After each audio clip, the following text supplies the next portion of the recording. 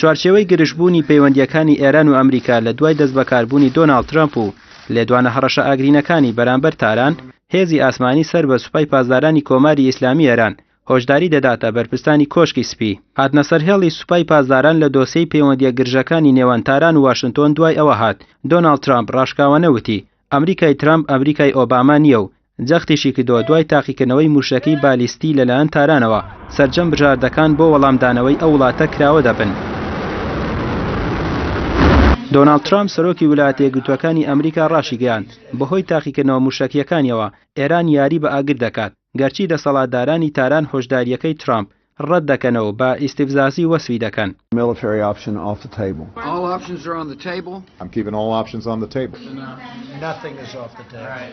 هەر لە چوارچێوەی گرژبوونی زیاتری پەیوەندیەکانی تاران و واشنتۆن لە سای لێدوان و هەڕەشەکانی دۆناڵد ترامپ ڕۆژی هەینی وەزارەتی گەنجینەی ئەمریکا بڵاوی کردەوە دژی 13 کەسایەتی و 12 کۆمپانیای تاران ڕێوشوێنی تون دەگرنە بەر. بەپێی بڵاوکراوەکەی وەزارەتی گەنجینەی ئەمریکاش بەشێک لەو کۆمپانیا ئێرانیانەی کە سزاکانیان بەسەردا دەچەپێندرێت نووسینگەکانیان لە چین و ئیماراتی عەرەبی و لوبنانن.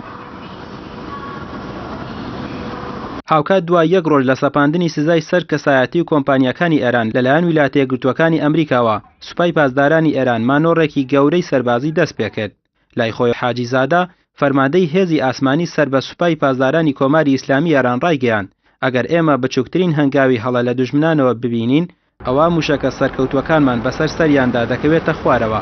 وتەکانی حاجیزادە لە پەراوێزی مانۆڕێکی گەورەی سەربازی سوپای وڵاتەکەی داهات کە لە ناوچەی سمنانی باکووری ئێران وەک کاردانەوەی سەپاندنی سزاکانی سەر کۆمپانیا ئێرانیەکان دەستی پێکردووە. سوپای پاسداران ڕوونیشی کردوتەوە ئامانجی مانۆڕە سەربازیەکان بۆ دەرخستنی توانە موشەکی و ئاسمانیەکانی ئێرانە و وەڵامێکە بۆ سزاکانی ئەمریکا و لە مانۆڕەکەدا سیستەمی موشەکەی دروستکراوی ناوخۆیی و ڕادار و سیستەمەکانی دژە ئاسمانی تاقیق دەکرێنەوە. بەڕای چاودێران بەردەوامبوونی هەڕەشەکانی ترامپ و ئیدارەی نوێی ئەمریکا لە بەرامبەر کۆماری ئیسلامی ئێران پێدەچێت پەیوەندیەکانی تاران و واشنتۆن بەرەو گرژی زیاتر ببات و بە دووریشی نازانن لە داهاتوودا بەریەکەوتنی سەربازی لە نێوان ئەو دوو زلهێزەی جیهان ڕوو بدات. دوایەوەی دادگای فیدراڵی سیاتڵی سەر بە ویلایەتی واشنتن بڕیارەکەی دۆناڵد ترامپی سەبارەت بە ڕاگررتنی گەشتی هاوڵاتیانی حەوت وڵاتەکە هەڵپەسارد.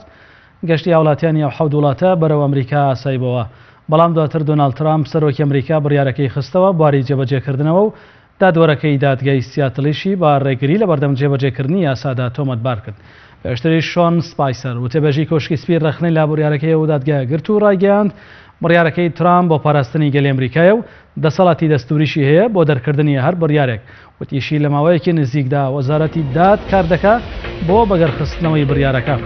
لایەکی دیکەوە وەزارەتی دەرەوەی ئەمریکا ڕاگەیاند ئەو هاوڵاتیانی ڤیزای ئەمریکان هەیە و بەسەر نەچووە دەتوانن کەشتەکانیان ئەنجام بدەن. وتیشی ئەو هەنگاوە پابەند بوونە با بڕیارەکەی دادگای سیاتڵ سەبارەت بە هەڵپەساردنی بڕیارەکەی ترامپ.